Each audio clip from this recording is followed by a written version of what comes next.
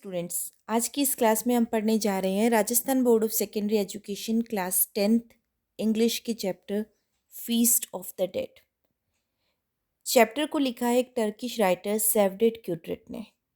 Book resolution जो कि second book है इंग्लिश की, उसमें इस चैप्टर को इंक्लूड किया गया है।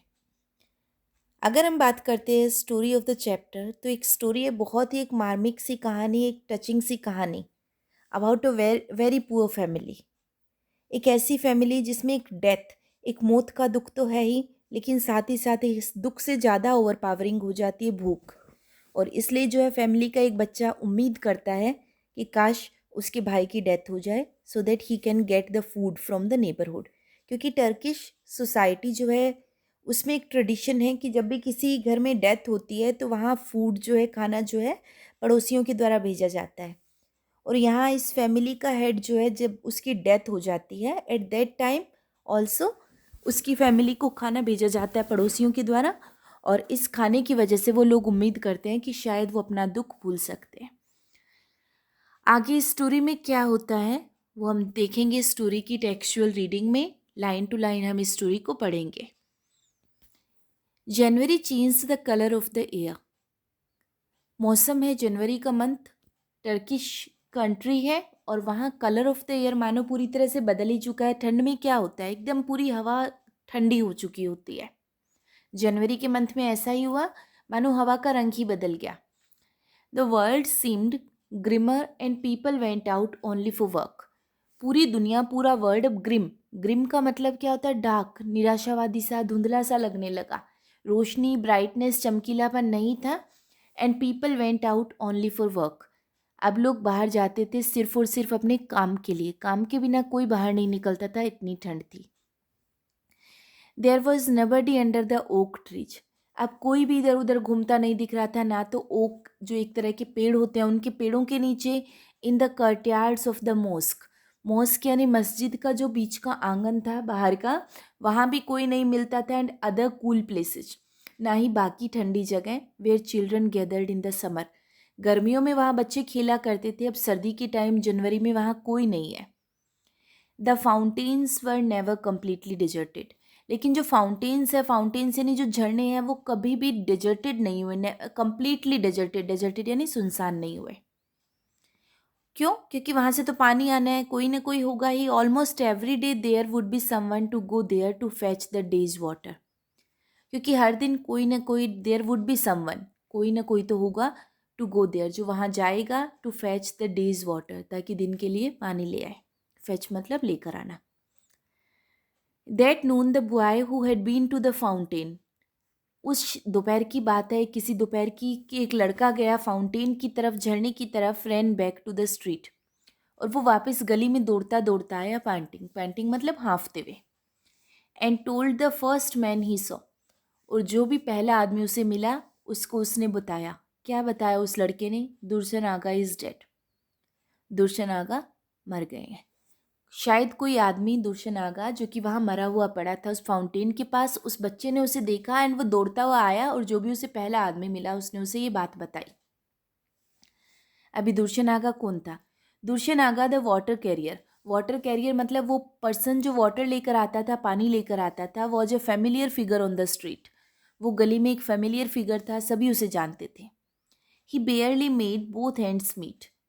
वो बहुत ही बेयरली, बहुत ही मुश्किल से, बोथ हैंड्स मीट का मतलब होता है अपना गुजारा करना। उसका गुजारा बहुत मुश्किल से होता था। And lived with his 5 and 2 children in a small house. वो अपनी फैमिली, जिसमें वाइफ थी और 2 बच्चे थे, उनके साथ एक छोटे से घर में रहता था। His entire capital consisted of 2 water cans and a pole. उसकी पूरी की पूरी कैपिटल यानी प्रॉपर्टी, उसकी जो पूंजी थी, जो संपत्ति थी, उसमें सिर्फ और सिर्फ 2 तो पानी के कैन थे, बड़े बड़े पीपे कह सकते हैं। एंड अ पोल, एक पोल था लकड़ी का, जो एक स्टिक कह सकते हो, with a chain dangling from either and. उस पोल पर क्या था, दोनों साइड चेन्स लटक रही थी। बच्चों, आपने कभी देखा होगा जैसे तराजू होता है, बीच में एक पोल सा होता है और दोनों तरफ चेन्स लटक रही होती है। बिल्कुल वैसे ही जैसे कावड़िए भी होते हैं, वो इस तरह से पोल्स पर एक दो मटकियाँ बांध कर लाते हैं। बिल्कुल वैसे ही इस पर्सन की जो पोल था, जो लकड़ी की स्टिक थी, उसके दोनों तरफ चेन्स लटक रही थी, जिनमें वो क्या उठाया करता था, अपने वाटर के कैन। अभी क्या होता था, hoisting the pole on his shoulder, वो उस पोल को अपने शोल्डर पर, कंधों पर होइस्ट करके, होइस्ट वैसे लहराना होता है, यहाँ लटकाते हुए, hooking the cans by their handles to the chains, वो कैन को अपने उनके हैंडल की हेल्प से चेन पर लटका देता था, हुक कर देता था। ही सेट आउट एवरी मॉर्निंग, कंधों पर इस तरह से लटकाता था कि दोनों तरफ एक एक कैन रहे, पानी का बैलेंस बना रहे, वजन का बैलेंस बना रहे, और वो सेट आउट निकल जाता था एवरी मॉर्निंग, हर सुबह। और क्यों? क्योंकि वो पैसों में लोगों के घर पानी पहुंचाया करता था। वाटर, एनीबडी नीड वाटर, ये उसका काम था। वो गलियों में घूमते हुए जाता था, पानी, क्या किसी को पानी की ज़रूरत है?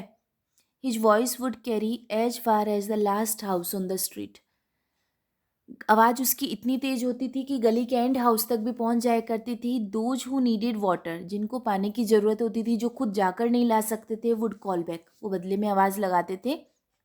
दुर्शनागा, 1 ट्रिप और 2 ट्रिप्स और 3 ट्रिप्स, ट्रिप्स के हिसाब से, ट्रिप्स मतलब एक बार आना जाना। 1 ट्रिप का मतलब उसके पास 2 कैंस है, 1 ट्रिप में 2 कैंस ऑफ वाटर, तो वो 2 कैन पानी देगा। Then Dursun Aga would climb up the hill to the fountain, फिर वो पहाड़ी पर चढ़ता, फाउंटेन की तरफ, झरने की तरफ। फिल अप हिज कैंस, अपने कैंस को भरता। And go to and fro, to and fro मतलब इधर से उधर जाना। कहाँ जाता? Between the fountain and the houses, उस झरने और घरों के बीच में। ऑल डे लॉन्ग, पूरा दिन वो यही काम करता था। पानी तो फ्री में मिलता था, बट उसे लाना मुश्किल होता था, वो इसकी मजदूरी जो है वो लिया करता था। He got 3 kurush for each trip, kurush होती है एक तरह की टर्किश करेंसी, जैसे हमारे यहाँ रुपीज होते हैं, वैसे टर्की में कुछ देशों में जो है कुछ साइड्स में कुरुश चलते हैं। तो हर ट्रिप के बदले, यानी 2 कैन पानी के बदले उसे क्या मिलते थे? 3 kurush. This way of earning was like digging a well with a needle, 3 kurush कोई ज़्यादा अमाउंट नहीं होती, जैसे सपोज आज की डेट में 3 रुपए दिए जाए तो बहुत बड़ी अमाउंट नहीं है। तो ये जो अर्निंग का तरीका था, कमाने का जो तरीका था, was like digging a well with a needle, मानो आप एक वेल, एक कुएं को डिग कर रहे हो, कुआं खोद रहे हो विद अ नीडल, एक सुई से। सुई से कुआं कितने टाइम में खोदा जाएगा? बिल्कुल वैसे ही है, थोड़े थोड़े पैसों से आप कैसे गुजारा करेंगे। If they had to rely only on his earnings, rely मतलब डिपेंड करना, भरोसा करना, अगर सिर्फ उसी की अर्निंग्स पर, सिर्फ उसी की कमाई पर रहना पड़ता, तो it would have been impossible to feed 4 mouths, घर में जो 4 मुंह थे, 4 मुंह यानी 4 लोग जो थे, कौन कौन थे? दुर्शनागा, उसकी वाइफ और 2 बच्चे, उनको फीड करना, उनको खाना खिलाना इम्पॉसिबल होता। अकेले उसकी कमाई से घर नहीं चलता, but thank god his wife Gulnaz was called upon 3 or 4 times a week to wash clothes, उसकी वाइफ गुलनाज को जो है वो पड़ोस के लोग बुला लिए करते थे, एक वीक में 3 या 4 बार। और किसके लिए? कपड़े धोने के लिए। वो लॉन्ड्री का काम करती थी, 3-4 बार वो लोगों के घर कपड़े धोकर आती, बदले में उसे पैसे मिलते। She tried to help her husband earn just a little bit more, वो कोशिश करती थी इस कपड़े धोने के दौरान अपने हस्बैंड को थोड़ा सा और ज़्यादा कमाई कर सके। कैसे? चीटिंग इन पैथेटिक हार्मलेस वेज, वो चीटिंग करती थी, धोखा देती थी, लेकिन बहुत ही पैथेटिक यानी दयनीय और हार्मलेस, जिससे किसी को नुकसान ना हो, ऐसे तरीके से। वो धोखा कैसे देती थी कपड़े धोते टाइम? यूजिंग अ कैन और 2 more वाटर, 1 या 2 कैन ज़्यादा पानी यूज कर लेती थी। वो कपड़े धोने में ज़्यादा पानी लगाती, so that her husband could earn a few more than 3 कुरुश, क्योंकि जब ज़्यादा पानी लगेगा तो उसके हस्बैंड को ही बुलाया जाएगा पानी लाने के लिए, और उसके हस्बैंड जो है वो 3 कुरुश से ज़्यादा पानी ला पाएंगे और ज़्यादा कमा पाएंगे। इस तरह से वो थोड़ी थोड़ी चीटिंग करके अपने हस्बैंड की हेल्प करती थी और दोनों मिलकर घर चलाते थे। Now all this had ended suddenly, लेकिन आज तो अचानक से सब खत्म हो गया। और ये सब खत्म कैसे हुआ? Dursun Aga had slipped while trying to stand up on the ice that had hardened during the previous night, पिछली रात को जो बर्फ़ गिरी थी वो हार्डन हो गई, एकदम मजबूत हो गई, जम चुकी थी, और दुर्शनागा जो है वो उस बर्फ़ पर चढ़ने की कोशिश कर रहे थे और वो स्लिप हो गए, फिसल गए।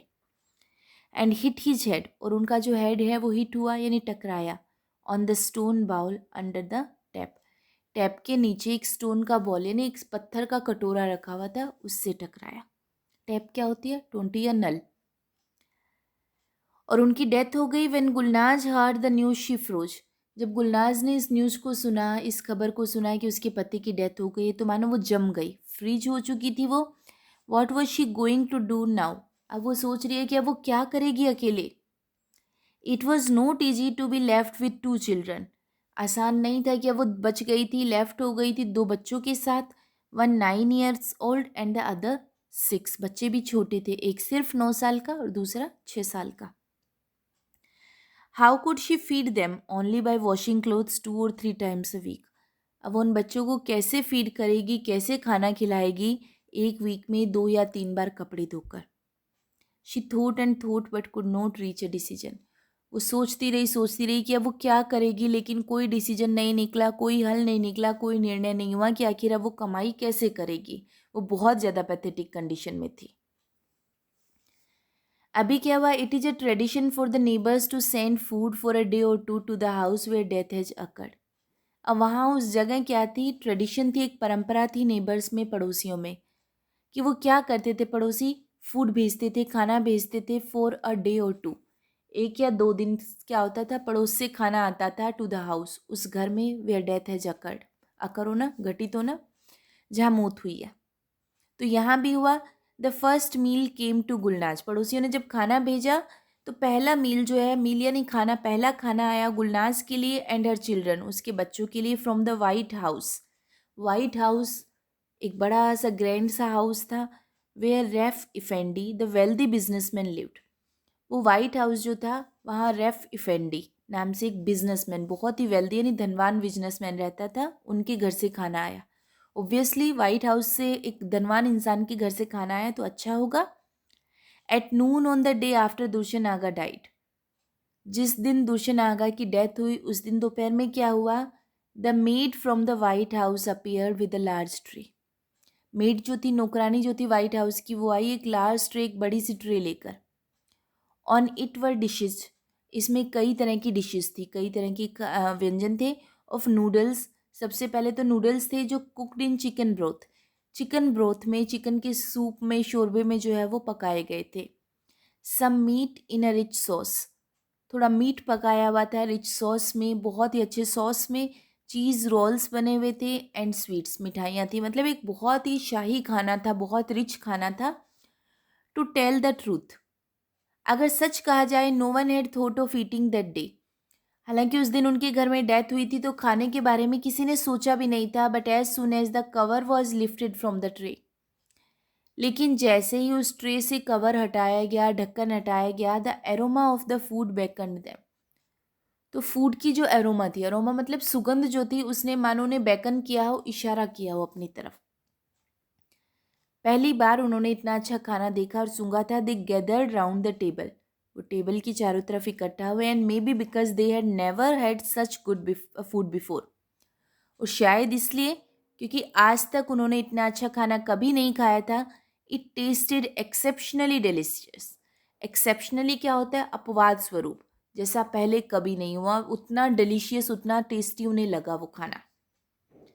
हैविंग ईटन वंस, अब जब उन्होंने एक बार खा लिया, they found it natural to sit around the table at supper time.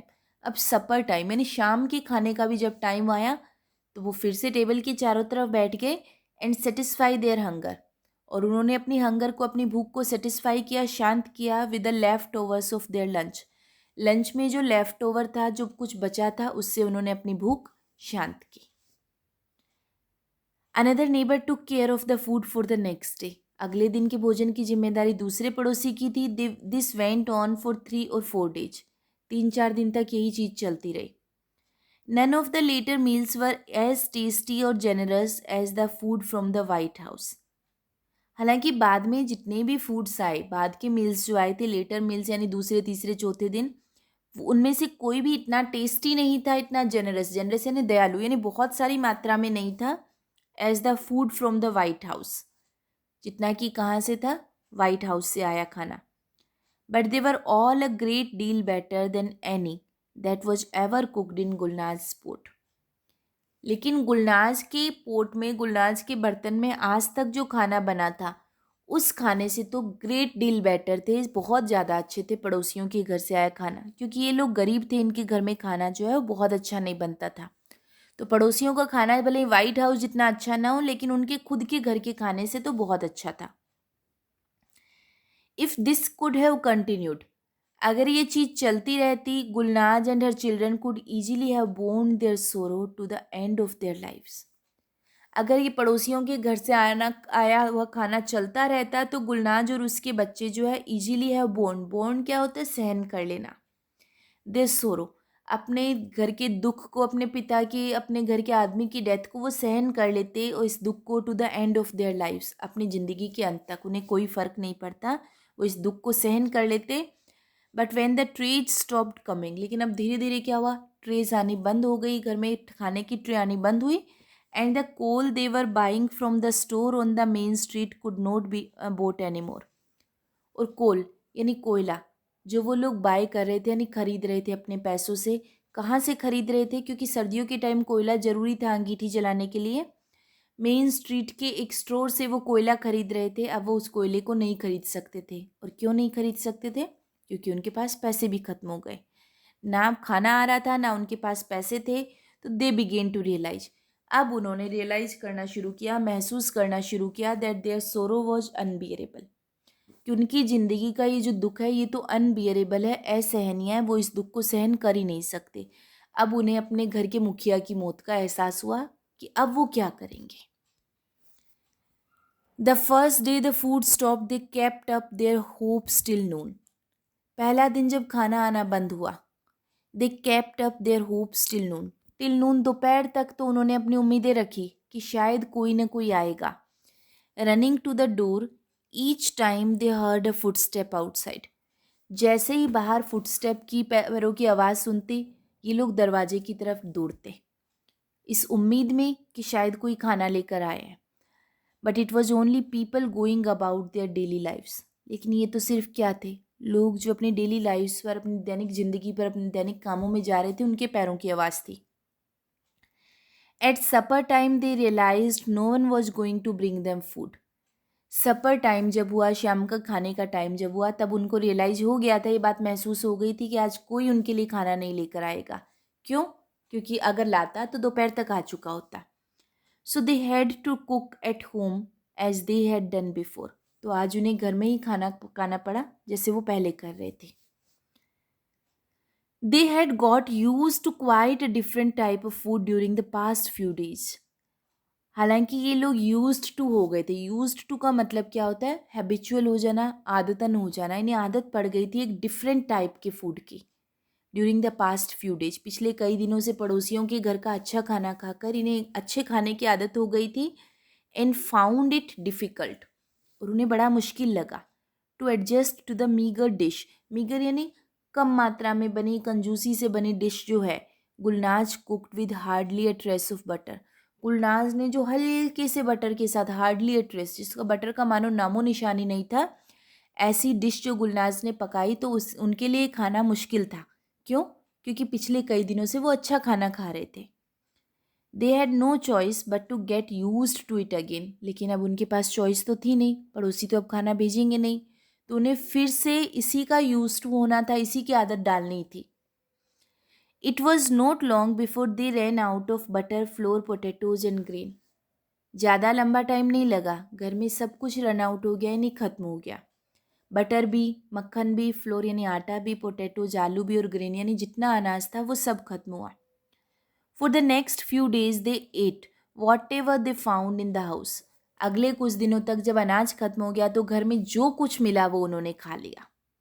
2 onions, क्या थे, 2 प्याज थे, अ क्लोव ऑफ गार्लिक, लहसुन की एक क्लोव यानी गांठ थी, a handful of dry beans found in the corner of the cupboard, cupboard के अलमारी के कॉर्नर में कुछ ड्राई बीन्स, मुट्ठी भर सूखी हुई फलियां पड़ी थी, वो भी खा ली।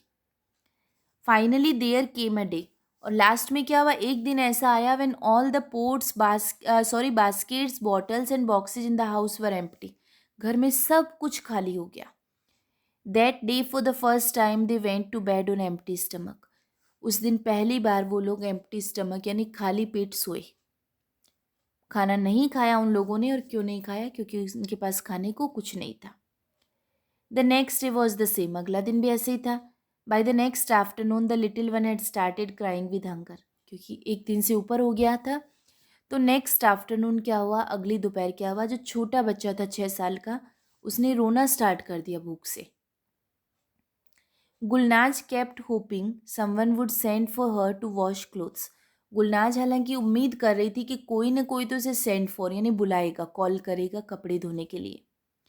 But the people of the street thought it would be inconsiderate to call her for work. लेकिन गली के लोगों ने क्या सोचा कि ये कितना इनकॉन्सिडरेट होगा, कितना अदयालुता वाला काम होगा, कितना निर्दयी काम होगा क्या उसे काम के लिए बुलाना, कि अभी तो उनके घर में डेथ हुई, अभी कैसे बुलाए। तो गली के लोगों ने नहीं बुलाया उसे।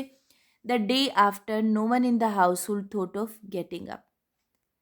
उस दिन घर में किसी ने भी उठने का नहीं सोचा। वैसे भी वो कैसे उठते, वो लोग खाली पेट थे, भूख से तड़प रहे थे। They all had vision of food. उन्हें विजन्स आ रहे थे, सपने आ रहे थे, फूड के खाने के सपने देख रहे थे। The younger boy saw soft and fluffy bread. छोटे बच्चे को तो सॉफ्ट और फ्लफली यानी फुली फुली जो ब्रेड थी वो दिख रही थी। The older boy saw sweets instead. लेकिन बड़े लड़के को स्वीट्स नज़र आ रही थी यानी मिठाइयाँ नज़र आ रही थी। If only he had them once more. अब वो सोचते कि काश मुझे एक बार और मिल जाता वो खाना। He would eat them one by one. तो वो धीरे धीरे खाता, जो वाइट हाउस से मिठाइयाँ आई हुई है वो धीरे धीरे खाता, सेवरिंग ईच माउथफुल। मुंह में भर के हर किसी को सेवर करता है यानी टेस्ट ले लेकर खाता, ज़बरदस्ती जल्दी जल्दी नहीं खाता। What a fool he had been to have eaten all his share at once. अब वो सोचने लगा वॉट अ फूल, कितना मूर्ख था मैं कि मैंने अपना पूरा का पूरा शेयर, पूरा का पूरा हिस्सा ऑल एट वंस तुरंत खा लिया।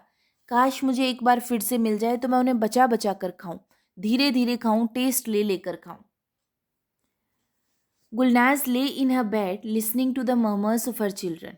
गुलनाज भी बिस्तर पर लेटी थी, अपने बच्चों की मर्मरिंग को, बड़बड़ाहट को सुन रही थी। Tears flowing silently down her cheeks. उसके गालों पर धीरे धीरे टीयर्स जो है वो आंसू जो है वो फ्लो हो रहे थे, बह रहे थे। Life went on in the street outside as before. बाहर गली में जिंदगी वैसे ही चल रही थी जैसे पहले थी। सब कोई वैसे ही जा रहे थे, आ रहे थे। अ डोर क्लोज्ड, एक दरवाज़ा बंद हुआ। She knew it was the boy next door going to school. वो जानती थी कि अगले घर वाला बच्चा है जो स्कूल जा रहा है। Footsteps sounded outside. अब बाहर पैरों की आवाज़ सुनाई दी, फुटस्टेप्स की आवाज़ सुनाई दी। This time it was Tahsin Efendi. इस बार ये टशिन इफेंडी था, द बार्बर। कौन है ये? नाई। गुलनाज को उन लोगों का रूटीन अच्छे से पता था कि इस बार ये नाई है, walking down the street to open his shop, जो गली के उस तरफ जा रहा है अपनी शॉप खोलने के लिए। The next one was the clerk in the electric company. अगला पर्सन कौन था? इलेक्ट्रिक कंपनी का clerk, then the shoe maker, फिर वो जूते बनाने वाला, एंड देन द ब्रेडमैन, और उसके बाद ब्रेड वाला आदमी, ब्रेड बेचने वाला, who comes to the white house every day at the same time. ये ब्रेड बेचने वाला आदमी जो है हर दिन इसी टाइम वाइट हाउस में आता है। The big baskets tied to both side of his horse were full of bread. वो एक घोड़ा लेकर आता है और उसके घोड़े के दोनों तरफ उसने बड़ी बड़ी बास्केट्स यानी बड़ी बड़ी टोकरियां बांध रखी है, और वो जो है ब्रेड से भरी हुई होती है। The creaking of the baskets could be heard from far away. Creaking sound होती है चरमराहट की आवाज़। जो बास्केट की चरमराहट की आवाज़ थी उन टोकरियों की, वो दूर से ही सुनाई दे रही थी। It was the older boy who first heard it. Older boy ने यानी बड़े लड़के ने पहली बार इसे सुना, उस आवाज़ को सुना, and looked towards his younger brother. उस ब्रेड वाले की आवाज़ को सुनकर बड़े लड़के के मन में कुछ उम्मीदें जागी। उसने अपने यंगर ब्रदर की तरफ, छोटे भाई की तरफ देखा। Gulnaz got up in the cold room and put a wrap round her to go out. Gulnaz got up, खड़ी हुई। रूम एकदम ठंडा था क्योंकि कोयले उनके पास थे नहीं। And put a wrap, wrap का मतलब कोई चादर या कोई शॉल। उसने एक चादर डाली अपने ऊपर, टू गो आउट, ताकि वो उड़कर बाहर जा सके। और क्यों वो बाहर जा रही थी? She had decided to ask for 2 loaves of bread on credit. Credit पर यानी उधार पर ब्रेड के जो 2 लोव्स होते हैं, लोव्स यानी बड़ी स्लाइसेस जो होती है, फुली हुई ब्रेड जो होती है, पाव रोटी जिसको हम कहते हैं। उसने सोचा कि वो 2 लोव्स मांग लाएगी उधार पर। शी कुड पे when she got money from laundering. और वो कह देगी कि वो पेमेंट कर देगी, और कब करेगी? जब उसे लॉन्ड्रिंग से यानी कपड़े धोने से क्या होगा, पैसे मिलेंगे, तो वो पेमेंट चुका देगी। She opened the door. अब उसने दरवाज़ा खोला, and saw the baskets full of the brim, full to the brim with fresh spongy white bread. अब उसने देखा कि वो बास्केट्स जो थी, टोकरियाँ जो थी, ब्रिम तक, ब्रिम का मतलब होता है ऊपरी किनारा, ऊपरी किनारे तक भरी हुई थी। और किससे भरी हुई थी? फ्रेश ताज़ा स्पॉन्जी जो थी, स्पंज की तरह से दबाव वाली वाइट ब्रेड से वो भरी हुई थी। A beautiful smell went up her nose. उन ब्रेड की एक बहुत ही अच्छी स्मेल, और स्पेशली ये ब्यूटीफुल क्यों लग रही थी, क्योंकि उन्हें भूख लगी थी। वो स्मेल, वो खुशबू उसकी कान नाक तक पहुंची, and just as she was about to say something to the breadman. वो अभी ब्रेडमैन को कुछ कहने ही वाली थी कि भाई मुझे उधार दे दो, तभी क्या हुआ, वो कुछ बोलती इससे पहले ही shouted giddyap to the horse. Horse के ऊपर वो चिल्लाया गिडी येप, यानी जल्दी चलने के लिए बहुत जोर से वो चिल्लाया। एंड गुलनाज लॉस्ट ऑल हर करेज। और गुलनाज की जो सारी हिम्मत है वो जवाब दे गई उसकी चीख सुनकर। हालांकि उसने गुलनाज पर नहीं चिल्लाया था, सिर्फ अपने घोड़े पर चिल्लाया था, बट उसे लगा कि शायद ये मेरे ऊपर भी ऐसे ही चिल्ला सकता है। No words came from her mouth. उसके मुंह से एक शब्द भी नहीं निकला। And heavenly smelling food passed by her house. और वो हेवन की तरह स्मेल करने वाला जो फूड था, जिसमें मानो स्वर्ग की सी खुशबू आ रही थी, वो उसके घर के पास से गुजर गया। But she could not stretch out her hand and take it. लेकिन वो अपने हाथ को स्ट्रेच करके फैलाकर उसे नहीं ले पाई, यानी गुलनाज उस फूड को नहीं ले पाई, क्योंकि उसके अंदर उधार पर मांगने की हिम्मत नहीं थी। शी केम इनसाइड, अंदर आई वो, but did not dare look into the fevered eyes of her sons. उसकी हिम्मत नहीं थी कि वो अपने बेटों की फीवर्ड आइज, यानी बुखार से भरी आंखों में देख सके, जलती हुई नज़रों में देख सके, वेटिंग होपफुली, वो बच्चे जो बहुत ही उम्मीद से इंतजार कर रहे थे। Note a word was spoken in the room. Room में कोई एक शब्द भी नहीं बोला। The boys simply looked at her empty hands. लड़कों ने सिर्फ उसके खाली हाथ की तरफ देखा। And turn their eyes away. उन्होंने अपनी नज़रें फेर ली। बच्चे समझ गए थे कि ये कुछ नहीं लाई है माँ उनकी। It was a long time later that the younger boy broke the silence. काफ़ी लंबा टाइम बीत गया, सब शांत थे, फिर जो यंगर बॉय था, सबसे छोटा बच्चा था, उसने इस साइलेंस को ब्रेक किया। वो कुछ बोला। और वो बच्चा क्या बोला? Mother, I can not stand it any more. मैं अब इसे और ज़्यादा स्टैंड नहीं कर सकता माँ, और ज़्यादा सहन नहीं कर सकता। Something is happening inside my tummy. मेरी जो टमी है, मेरा जो पेट है, उसमें कुछ हो रहा है। Don't worry my sweet son, it's hunger, I feel it too. उसने कहा वरी मत करो, चिंता मत करो, ये भूख है, मुझे भी फील हो रही है। जो पेट में हो रहा है वो क्या है? भूख है। तो उस बच्चे ने कहा I am dying, I am dying, मैं मर रहा हूँ, भूख से मर रहा हूँ मैं। The older boy opened his eyes and looked at his brother. Older लड़के ने भी, बड़े लड़के ने भी अपनी आंखें खोली और उसने अपने भाई की तरफ देखा। Gulnaz looked at both of them. Gulnaz ने अपनी दोनों बच्चों की तरफ देखा। The little boy was silent. छोटा लड़का साइलेंट था। His face was darker. उसका चेहरा डार्क पड़ रहा था, काला पड़ रहा था। His lips dry. उसके जो लिप्स थे, होठ जो थे, वो सूख चुके थे। एंड पार्स, पार्स भी सूखा हुआ होना होता है। His bloodless skin faded and hollow. उसकी जो ब्लडलेस, बिना खून की जो स्किन थी, जिसमें ऐसे लग रहा था मानो उसकी बॉडी में खून बचा ही ना हो, वो स्किन फेडेड हो रही थी, धुंधली पड़ रही थी। एंड होलो यानी खोखली, एकदम पतला और एकदम सफ़ेद पड़ गया था वो लड़का। Finally Gulnaz beckoned to the older boy. Finally Gulnaz ने बेकन किया। बेकन का मतलब इशारा किया अपने बड़े लड़के की तरफ। And they left the room to talk outside. वो दोनों उस रूम से बाहर निकल गए ताकि वो बाहर जाकर बात कर सकें। We must go to Bodos the grocer. अब उसने क्या कहा? गुलनाज ने अपने बड़े लड़के को कहा हमें बोडोस के पास जाना ही होगा। बोडोस कौन है? ग्रोसर। ग्रोसर कौन होता है? किराने की दुकान वाला, राशन की दुकान वाला। We must ask for some rice, flour and potatoes. हमें उससे मांगने पड़ेंगे थोड़े राइस यानी चावल, फ्लोर आटा, और पोटैटोज यानी आलू। Tell him we will pay him in a few days. तुम उसे ये कह देना है कि हम कुछ दिन में पैसे चुका देंगे। The boy's shabby coat was not heavy enough to keep out the cold outside. अब उस बच्चे को जाना तो था, लेकिन उसका कोट जो था वो इतना फटा हुआ था कि वो इतना हैवी नहीं था, वो शेबी था, एकदम घिसा हुआ और फटा हुआ। वो उस कोल्ड को बाहर नहीं रख पा रहा था, ठंड बाहर नहीं रह पा रही थी। He had no strength in his legs. उसकी लेग्स में, उसके पैरों में कोई स्ट्रेंथ नहीं थी, कोई ताकत नहीं थी। And had to steady himself against the walls as he walked. अब वो जब उस शॉप पर जा रहा था, ग्रोसर के पास जा रहा था, राशन की दुकान वाले के पास जा रहा था, तो वो वॉल्स को पकड़ पकड़ कर, दीवारों के किनारे किनारे चल रहा था, अपने आप को स्टडी रखने के लिए, यानी स्टेबल यानी स्थिर रखने के लिए। Finally he reached the store on the हिल। और फाइनली जो पहाड़ी पर स्टोर तो जो था, जो दुकान थी, वो वहाँ पहुँच गया। And entered the warm room. उस वार्म यानी उस गर्म रूम में उसने एंटर किया। He waited until all the other customers had left. वो इंतज़ार करता रहा, कब तक? जब तक कि बाकी कस्टमर्स ना चले गए हो। Hoping to be able to talk to the grocer in privacy. क्यों? क्योंकि उसे लगा कि वो उस ग्रोसर से, उस राशन की दुकान वाले से प्राइवेसी में, अकेले में बात कर लेगा, उसे सिचुएशन बता देगा, and to enjoy the warmth a little longer.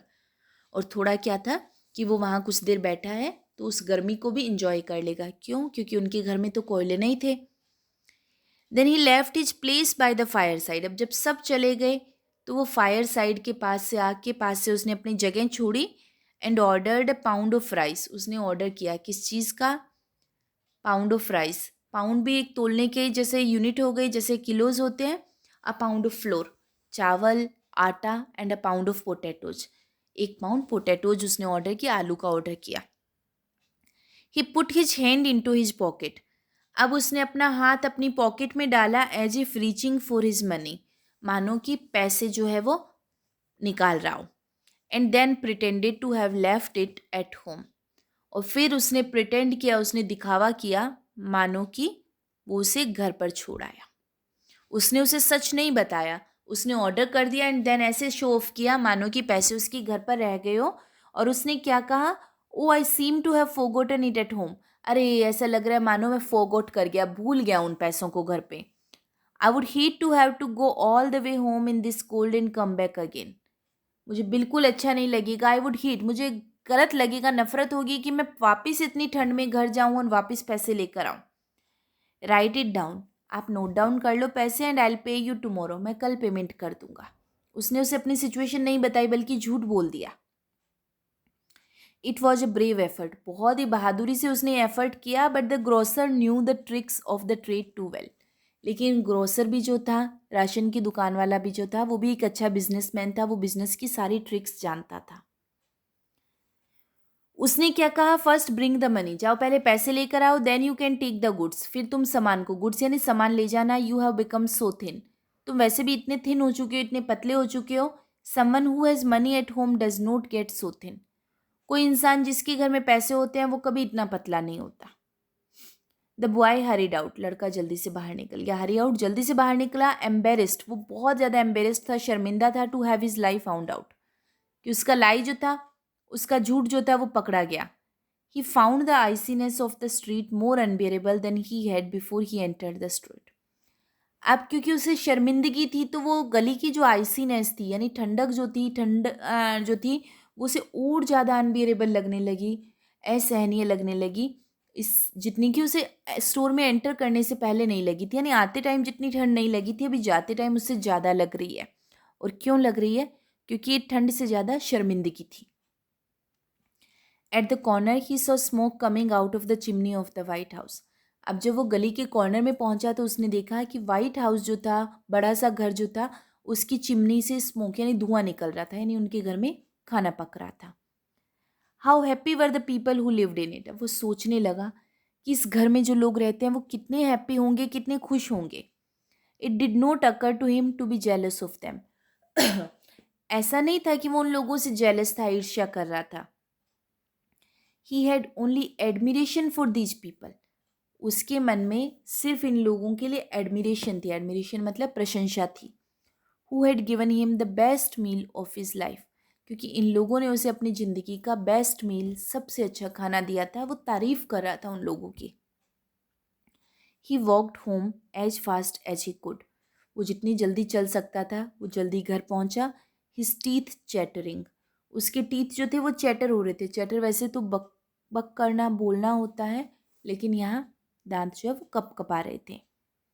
There was no need to say anything to his mother and brother. कुछ भी कहने की ज़रूरत नहीं थी घर पे माँ और भाई को।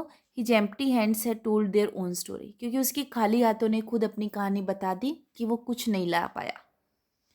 ही टुक ऑफ हिज क्लोथ्स। उसने अपने कपड़े यानी कोट वोट जो पहन रखा था वो उतारा। And went to his bed. अपने बिस्तर पर गया। And when he spoke. कुछ देर वो कुछ नहीं बोला, और फाइनली जब वो बोला तो उसने क्या कहा? I am cold, I am cold. The blanket rose and fell on his trembling body. उसने कहा मुझे ठंड लग रही है। ब्लैंकेट जो वो उठाया गया, यानी माँ ने ब्लैंकेट उठाया और उसकी ट्रेम्बलिंग बॉडी कांपते हुए शरीर पर डाल दिया। Gulnaz piled on him what ever she could find. Gulnaz को घर में जो कुछ मिला उसने उस पर पाइल कर दिया, यानी ढेर लगा दिया घर में जो कुछ मिल रहा था उसे। The trembling lasted for nearly 2 hours। 2 घंटे तक यही ट्रेम्बलिंग, यही कंपकपाहट चलती रही, वो बच्चा कांपता रहा। Then came the fever and the exhaustion. उसके बाद फीवर आ गया, बुखार आ गया, एग्जॉशन यानी एकदम थकान हो गई उससे, वो लड़का बहुत ज़्यादा फीवर में था। द बॉय ले ऑन हिज बैक मोशनलेस। लड़का जो था वो अपनी बैक पीठ के बल एकदम सीधा मोशनलेस बैठा था, लेटा था। हिज आई स्टेरिंग वैकेंटली। वैकेंटली मतलब शून्य में देखना, किसी को नहीं देख रही थी, वो सिर्फ ऊपर ऊपर देखे जा रहा था। Gulnaz lifted the covers. Gulnaz ने अब उन कवर्स को, उन सारी चादरों को उठाया and tried to cool the burning body with her cold hands. अब उसने उस बच्चे की बर्निंग बॉडी यानी जलते हुए शरीर को कूल करने की कोशिश की, ठंडा करने की कोशिश की। जैसे बुखार में ठंडी पट्टियाँ की जाती है, वैसे ही गुलनाज ने उस शरीर को ठंडा करने की कोशिश की। और किससे? विद हर कोल्ड हैंड्स, अपने ठंडे हाथों से। She paced through the house till evening desperate. वो अपने डेस्परेशन में, निराशा में पूरे घर में पेसिंग करती रही, इधर से उधर घूमती रही। She did not know what to do. वो नहीं जानती थी कि वो क्या करे आखिर। She could not think. ना ही वो सोच सकती थी कि वो करे क्या। The sun went down. Sun जो था, सूर्य जो था, वो अस्त हो गया, शाम हो गई। She notice the small pile of cover she had taken of the boys body. अब वो कहाँ से पैसे लाए, तो उसने नोटिस किया वो पाइल्स ऑफ कवर्स, पाइल जो था, ढेर जो था कवर्स का, चादरों का, जो उसने उस बच्चे के शरीर से उतारा था। Wouldn't there be anybody to give some money for all that. क्या कोई ऐसा नहीं है जो इन चादरों के बदले उसे कुछ पैसे दे दे। She remembered that her neighbours had talked of a junk store where they bought used things. She remembered, अब उसे याद आया कि वो जो नेबर्स हैं, उसके पड़ोसी, वो एक जंक स्टोर के बारे में बात कर रहे थे। जंक स्टोर क्या होता है? कबाड़ी की दुकान, जहाँ पुराना सामान खरीदते हैं। Where they bought used things, जहाँ वो लोग यूज़ की हुई चीज़ें खरीदते हैं। But it must be closed. लेकिन अब तक तो, शाम तक तो, अंधेरे तक तो वो क्लोज हो चुकी होगी। She would have to wait till the morning. अब उसके दिमाग में आया कि उसे सुबह तक वेट करना ही पड़ेगा। With this decision came peace of mind. अब उसने ये डिसाइड कर लिया, कुछ सोच लिया कि वो इनको बेचकर पैसे लाएगी, तो थोड़ा उसके पास पीस ऑफ माइंड, दिमाग को उसकी शांति मिली। And she stopped pacing. अब उसने पेस करना, इधर से उधर घूमना बंद कर दिया, sorry. And sat down by her son's bedside. अपने बेटे के पास बेड साइड पर, किनारे पर बैठ गई। The boys fever increased. लड़के का बुखार जो बढ़ चुका था, ना उसे खाना मिला था, ना उसे दवाई मिली थी, उसका फीवर बढ़ गया। She said steering. वो उसी लड़के को स्टेयर करते हुए, घूरते हुए देखती रही, मोशनलेस, बिना हिले डुले। The younger boy could not sleep for hunger. छोटा बेटा भी वो हंगर की वजह से, भूख की वजह से सो नहीं पाया। He too was watching. वो भी देख रहा था। His eyes open. उसकी भी आंखें खुली थी। The sick boy moan slowly and tossed and turn in his fever. वो जो सिक बॉय था, बीमार जो लड़का था, वो मोर्निंग कर रहा था, करहा रहा था। एंड टॉस कर रहा था, एंड टर्न कर रहा था, मतलब इधर उधर उछल रहा था, मुड़ रहा था बुखार में। हिज चीक्स वर बर्निंग। उसके गाल जो है मानो बर्न कर रहे थे, जल रहे थे। And he talked in delirium. वो डेलीरियम में यानी बेहोशी में, डेलीरियम बेहोशी होती है, उसमें भी बोल रहा था, बड़बड़ा रहा था। The younger one sat up in his bed. जो छोटा लड़का था वो बिस्तर पर बैठ गया। And asked in a voice audible only to his mother. और उसने इतनी धीमी आवाज़ में पूछा, जो ऑडिबल थी, सुन रही थी सिर्फ उसकी माँ को। Mother, will my brother die. उसने पूछा, माँ, क्या मेरा भाई मर जाएगा? She shivered as if touched by a cold wind on her skin. इस बात को सुनकर माँ को बड़ा धक्का लगा। अजीब लगता है जब कोई मौत के बारे में पूछता है। और माँ भी शिवरिंग करने लगी, कांपने लगी, एज इफ मानो कि touched bye a cold wind, उसे ठंडी हवा ने टच कर दिया। She looked at her sun with frightened eyes. उसने अपने छोटे बेटे की तरफ डरी हुई नज़रों से देखा और पूछा, why do you ask that? तुमने ऐसा क्यों कहा कि तुम्हारा भाई मर जाएगा? The boy was silent for a moment. लड़का एक मोमेंट के लिए तो साइलेंट रहा। Then he leaned close to her ear. फिर वो उसके कानों के पास लीन हुआ, लीन मतलब झुकना। एंड सेड सॉफ्टली, उसने बहुत ही सॉफ्टली, बहुत ही धीमे से कहा, trying to hide his voice from his brother, क्योंकि वो अपने भाई से अपनी आवाज़ छिपाने की कोशिश कर रहा था। Because then food will come from the white house. और क्यों पूछा उसने? इसलिए नहीं कि उसे भाई से प्यार था, बल्कि इस प्यार के आगे भूख जो है वो ज़्यादा मजबूत हो गई थी। और उसने कहा कि अगर ये मर गया तो वाइट हाउस से हमारे लिए फिर से खाना आएगा। सो ये बहुत ही टचिंग सी स्टोरी एक फैमिली की, जहाँ इतनी ज़्यादा एक्सट्रीम पोवर्टी है, इतनी ज़्यादा हंगर है कि जो फैमिली रिलेशन है उन पर भी वो भूख हावी हो जाती है। और एक 6 साल का बच्चा जो अपने भाई की मौत के बारे में सिर्फ और सिर्फ इसलिए सोच रहा है so that he can get some food to eat. So students, this was the full explanation of the chapter. It was a beautiful story. I hope you have liked the story. You have also understood the chapter thoroughly and it will help you in your exams as well. So students, keep learning, keep loving language and literature. Thank you.